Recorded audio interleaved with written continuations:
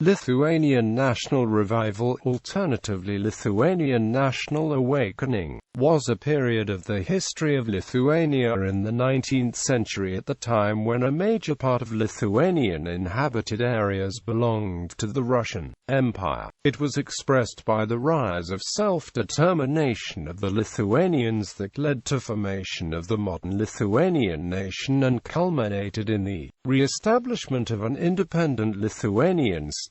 Most active participants of national revival were Vincas Kudirka, Jonas Basanavičius and others. The period largely corresponded to the rise of Romantic nationalism and other national revivals of the 19th century Europe. The revival was predated by a short period of early 19th century known as the Samogitian Revival, led by students of Vilnius University Simonas Daukontas and Simonas Stanevičius among others. Most recent Lithuanian national revival may be linked to the late 20th century developments also known as the Singing Revolution. Lithuanian language status.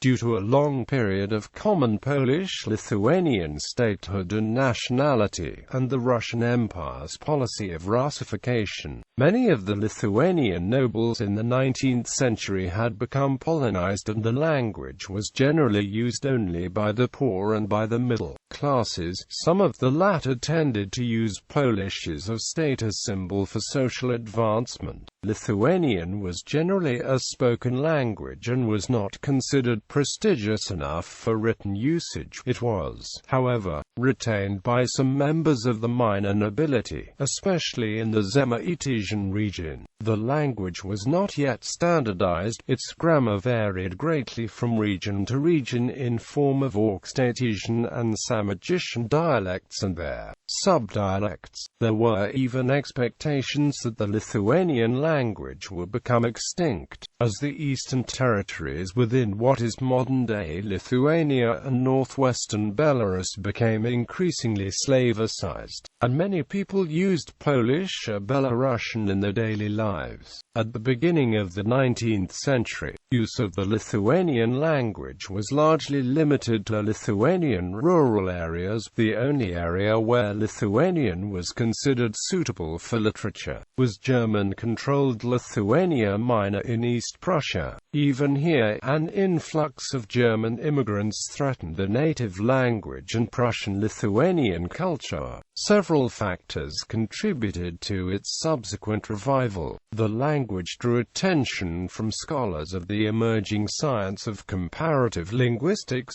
after the abolition of serfdom in the Russian Empire. In 1861, social mobility increased, and Lithuanian intellectuals arose from the ranks of the rural populace, and language became associated with identity in Lithuania, as elsewhere across Europe. Within the Catholic Church, the barriers that had earlier prevented commoners from entering the priesthood were eased. A closer relationship developed between the educated clergy, who were increasingly of ethnic Lithuanian stock, and the parishioners, including empathy for the wish to use the Lithuanian language. The emerging national movement sought to distance itself from both Polish and Russian influences, and the use of the Lithuanian language was seen as an important aspect of this movement.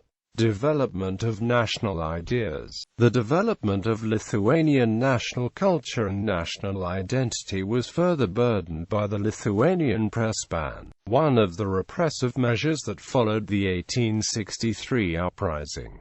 After the uprising, serfdom was finally abandoned. The revival began among young educated people of Lithuanian extraction who attended higher education studies at the universities of the Russian Empire and foreign states. Many were sons of wealthy farmers in origin and thus, having come from the peasant class, were least affected by Polonization. The movement resulted in the publication of the Lithuanian newspapers Others and followed by the publication of poems and books in Lithuanian. These writings romanticized the past of the Grand Duchy of Lithuania, depicting the nation as formerly a great power with many heroes. The revival spearheaded the independence movement, with various organizations opposing Russification and Russian influence. Russian policy became harsher in response, and there were known instances of attacks on Catholic churches. Meanwhile, a ban on the Lithuanian press continued. Yet even with a press ban, the literacy of Lithuanians continued to rise significantly and was one of the greatest among the nations in the Russian Empire, behind only Finns, Estonians and Latvians. The political Lithuanian nation had already been formed by the end of the 19th century. Political claims were voiced in the Great Seimas of Vilnius, and political and cultural activity continued to grow after the press ban was finally lifted in 1904.